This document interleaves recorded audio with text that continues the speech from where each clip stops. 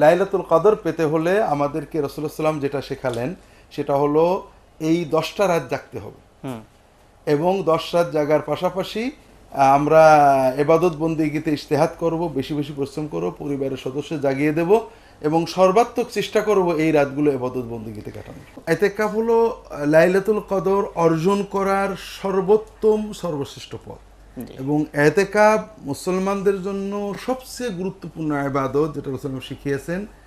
তো এটা লাইলাতুল কদর অর্জনের জন্য সবচেয়ে বড় এবং সবচেয়ে নিশ্চিত পথ।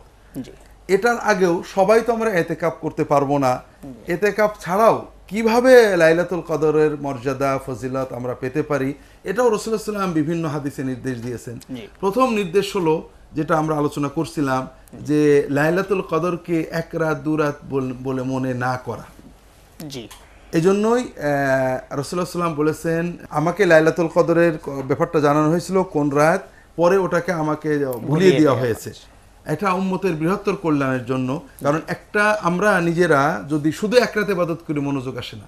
যখন 10টা রাতে একটানা ইবাদত করে নামাজ ইবাদতের আন্তরিকতা, চোখের পানি, আবেগ, আকুলতা বাড়ে। তাতে আমাদের লাইলাতুল কদর যে রাতই হোক ইবাদতের গভীরতা এবং কবুলিয়াতের মানে সুযোগ বেড়ে যায়, আল্লাহ তাআলার নৈকট্য অর্জনের সুযোগটা বেড়ে যায়। এজন্য রাসূলুল্লাহ সাল্লাল্লাহু আলাইহি ওয়াসাল্লাম বলেন ফালতামিসুহা ফিল আশরিল আওয়াখির, তোমরা রমাদানের শেষ 10 রাত্রিতে লাইলাতুল কদর তালাশ করো, সন্ধান করো।